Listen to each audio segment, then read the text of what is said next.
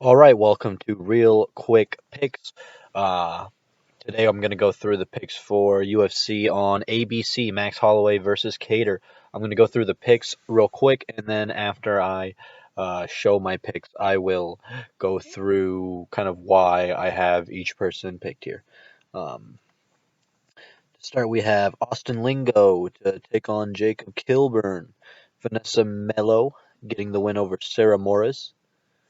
Ramazan Ameev versus David Zawada. Nick Lentz versus Mike Grundy. Mike Grundy is no longer fighting. Nick Lentz, I believe, is moved to UFC 257 with Conor McGregor versus Dustin Poirier on January 23rd. I'll talk about that one when it's time. I've got Carlos Felipe over Justin Tafa. Amari Akhmedov over Tom Breeze. Jocelyn Edwards beating Wu Yanan. Philip Hawes over beating Nasruddin Imavov. Some difficult names here on this card. Heading into the main card, I've got Dusko Todorovic over Punahele Soriano. Uh, Joaquin Buckley beating Alessio Del Chirico. Santiago Ponzinibbio taking on Li Jingliang. Carlos Condit to take on Matt Brown. And Max Holloway to get the win over Calvin Kattar. Uh, all right, I'll go ahead and talk about the whys. All right, UFC on ABC. Max Holloway versus Kattar. Calvin Kattar. All right, I'm going to start with the fights. I believe this is in order that the fights will go.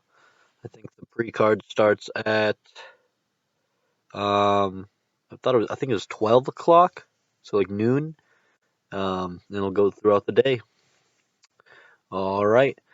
So to start things off, I've got Austin Lingo over Jacob Kilburn. I was watching some fights of both of them, um, and honestly, I feel like this is going to be a situation where you don't see a lot of defense. I think it's going to turn out to be a pretty good fight. Austin Lingo seems to hit, honestly, a lot harder.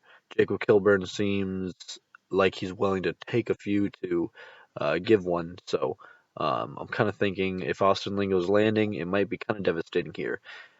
This fight, I feel like, might be one of the least exciting ones on the card, but I could be wrong.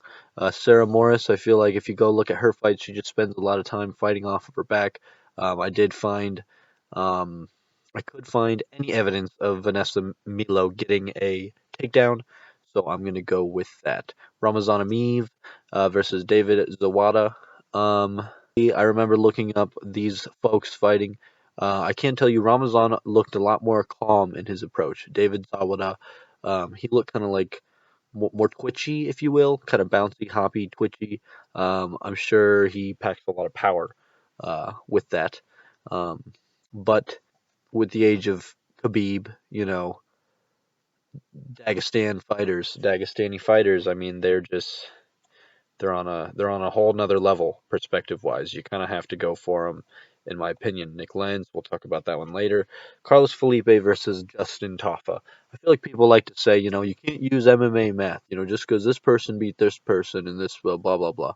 I'm going to go ahead and use MMA math here, um, with the help of Jorgen De Castro. I believe his name is. I know Carlos Felipe. I think he beat him in a decision. Justin Tafa lost to a TKO. So I guess my prediction definitely goes to Carlos Felipe, either knockout, TKO, or decision. Guess you don't really see submissions in heavyweight. Maybe I'm wrong, but I can't think of too many off top. Amari Akhmedov versus Tom Breeze. I think Omari was on like quite the win streak until he lost to Chris Weidman. Shout out to Chris Weidman. This is one of the most uneasy um, fights to pick, I feel like, on the card. Tom Breeze is looking like he's on a tear as well, but I'm just gonna lean toward Omari Akhmedov. I feel like he hits like a truck. I mean, I don't know how his fights are always going to decision. He had a draw with what's his name? Marvin Vittori, I believe his name is. The man that just had a really good fight with Jack Hermanson. I just think he's got the stronger resume and he's got the rank to back it up. Jocelyn Edwards versus Wu Yanan.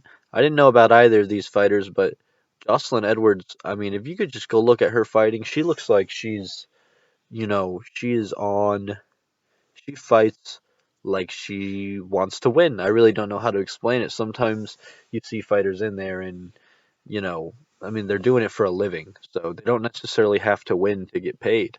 Um, so how motivated are you to get the win? I'm not saying Wu Yanan is not. I'm just saying Jocelyn Edwards, she seems like she would fought with a chip on her shoulder, kind of like she was on a mission.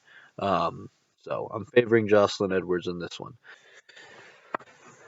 We've got Philip Haas versus Nasruddin Imavov. I'm going Philip Haas here. He burned me previously. I believe it was Jacob Malkoun I had picked over him, and that was because of affiliation with, um, Robert Whitaker, the Reaper. He's the man. So, not this time. I'm going with Philip Haas to probably get a knockout over Nasruddin Imavov. Dusko Todorovic versus Punahele Soriano. We've got Dusko Todorovic. Man, these names I'm just gonna start butchering them with pride. Honestly, he if you go look at his fights, he looks very very well rounded. I don't know much about him. I know that his name is hard to pronounce. Both this is definitely the middleweight battle of the hard names. The battle of the what is your guys' names. But no disrespect. I'm glad they're going in there to give us a show. But Punahele Soriano, um, I was looking at the gym he was from, and I know there's like Forrest Griffin, and I don't know how to say this and not sound honestly kind of just mean, but a bunch of fighters that I feel like were always right under the upper echelon of fighters. So because of that reason, and on top of Dusko Todorovic looking just strong in all of the footage I've seen, I'm gonna go with him. Uh, we've got Joaquin Buckley versus Alicio De Chirico. I think this is actually definitely going to go to Joaquin Buckley. I'm pretty sure he's on a 3 or 4 win streak versus Alessio's 3 or 4 losing streak. Pretty sure where the UFC is definitely trying to push Joaquin Buckley. He had 2020 knockout of the year with this crazy spinning kick. They're trying to give him another one early. Uh, I'm going with Joaquin Buckley to win the middleweight bout here. Next, we've got a welterweight fight. Santiago Ponzinibbio. I didn't look at the odds for any of these fights, but I'm really interested in seeing what this one is. I'm pretty sure Santiago is on like a 6 or 7 win streak or something crazy like that. Last time I had picked Li Jingliang, and he was a heavy favorite. I don't remember against who, but he was a very heavy favorite, and he barely kind of squeezed it out and won. It kind of didn't even seem like he it seemed like he was trying to survive, if that makes any sense. But he was also like winning the fight. That's always, I feel like, concerning for me to see, because if someone's winning the fight, I mean, I feel like Dana White's probably thinking the same thing. If you're winning and then just trying to cruise to the finish, it's just not a great look. Um, but at any rate, Santiago Ponzinibbio, I'm going to go with him. Carlos Condit versus Matt Brown. Here we have Battle of the Veterans, aka Battle of the Old People. Matt Brown is 40, probably the oldest, definitely the oldest person on the card. Carlos Condit is 36.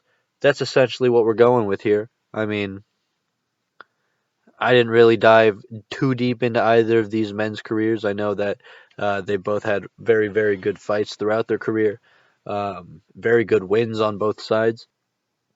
Father Time is going to come and get us all, and it'll be fast. And at any rate, we're going with the veteran Carlos Condit, the slightly less of a veteran Carlos Condit versus the slightly more of a veteran in Matt Brown. Good luck to both men. All right, for the main event of the card, we've got Max Holloway versus Calvin Kattar. I've got to go with the Blessed Express in this one. I'm going to start by saying he definitely beat Alexander Volkanovski in his last fight. I think the one before as well, but for sure the last fight. Now I'm going to compare him to Zabit here. I feel like one thing Zabit may be able to do better than Max Holloway is get a finish, apply that extreme pressure to just really overwhelm and finish. Um, But other than that, I feel like Max Holloway can do all of the things that Zabit did to beat Calvin Kattar, just apply pressure, and not get tired either. I don't know if Zabit got tired or what, but it kind of seemed like he let up toward the end of their first fight. It almost seemed like Calvin Kattar could have came back and even won the fight if it went the full 5 rounds. Max Holloway, I don't think we're going to see that same type of let up. I think the pressure is going to be early and often. Um, maybe I'm maybe I'm looking past Kelvin Cater a little bit, but I could see this being similar to Max Holloway, Brian Ortega type of showing. I think we might leave being very, very, very impressed yet again and reminded about why Max Holloway is one of the best featherweights in the world. It's going to be a great fight. I'm excited to see UFC on ABC. It is a big deal, but those are all of my picks. Thanks for watching the real quick picks, and I'll catch you guys next time. Peace.